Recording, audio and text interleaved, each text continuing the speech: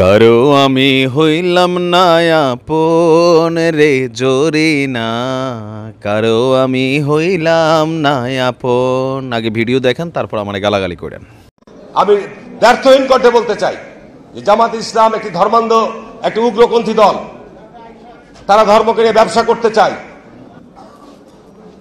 শেখ মুজিব সাধারণ ক্ষমা ঘোষণা করেছিলেন, শেখ হাসিনা এসে বিচার শুরু করেছিলেন। আজকে তারা যেভাবে আস্ফলন করে বেড়াচ্ছে, আমি মনে করি যে যুদ্ধ অপরাধীদের বিচার কন্টিনিউ করা দরকার রয়েছে।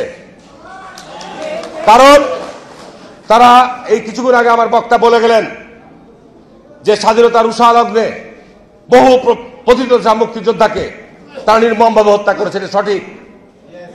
সুতরাং এদেরকে যদি আপনার এই ক্ষমা করে দেওয়া হয়, তাহলে তারা এইভাবে জাতির মধ্যে বিভ্রান্তি তৈরি করে ধর্ম নিয়ে ব্যবসা করে তারা জাতির মধ্যে যে ষড়যন্ত্র। কারণ তিনি এমন কিছু কথা বলেছেন যেটা শুইনা জামাতের জন্য সামনের দিনে বিএনপি ক্ষমতায় গেলে কে কে অপেক্ষা করছে, কেউ কেউ বলছেন যে এটাই একটা ট্রেইলার। ইভেন জামাতের রাজনৈতিক চরিত্রের এমন পরিমাণ পোস্টমর্টেম যেটা এতদিন আওয়ামী লীগ করতো, এই কাজটা আজকে হারুন ভাই করছেন। তবে তার কথাগুলোতে সবাই বলতেছেন কথা ঠিক। কি কথা ঠিক? জামাত একটা ধর্মন্ধ বা উগ্রপন্থী দল। সবচেয়ে গুরুত্বপূর্ণ অংশ, আমি বিশাল আলোচনা তিনি করছেন ৭১ সালে জামাতের ভূমিকা নিয়ে যে প্রশ্ন বারবার উঠে আসে, তিনি বলছেন যে এটার জন্য কি তারা মাফটাফ চাইছে? চায় নাই। ৭১ সালে রাজাকাররা কি করছে তিনি আজকে এটা বলছেন। ইভেন যারা যুদ্ধাপরাধী তাদের যে বিচার শেখ হাসিনার সরকার শুরু করেছিল, তিনি মনে করেন এইটাকে কন্টিনিউ করতে হবে আগামী দিনে সরকারে।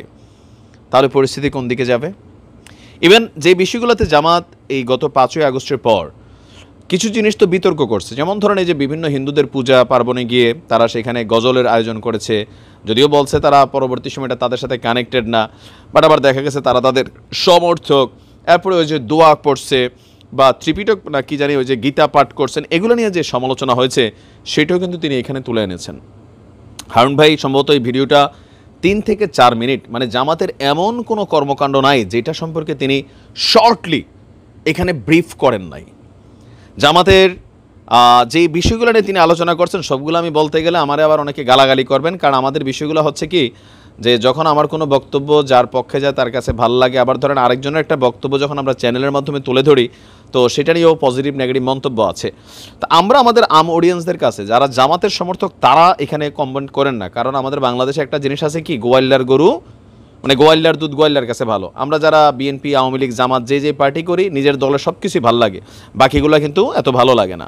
তো এখন হারুন ভাইয়ের যে বক্তব্য, পুরোটা বক্তব্য মোট কথা কয়েকটা দাগে তিনি ভাগ করছেন। প্রথমত, জামাত ধর্মের নামে ব্যবসা করছে। এরা কোনো পলিটিক্যালি মানে আসলে যে খুব ধর্ম ভীরু দল, তারা ধর্মকে ব্যবহার করে সাধারণ মানুষকে তারা প্রতারিত করছে। ইভেন ৭১-এর ইতিহাস নিয়ে তারা এই পর্যন্ত কোনো ধরনের অবস্থান তাদের পরিষ্কার করে নেই। একটা সুযোগ ছিল এই নতুন অভ্যুত্থানের পরে যে তারা তাদের ৭১-এর ঘটনাগুলোর জন্য সরি বলবে, কিন্তু এটা নিয়ে সরি না করে ৭১ সালে বরং তাদের অবস্থানটাকে একটু ঘোলানো পেঁচানোর চেষ্টা করছে।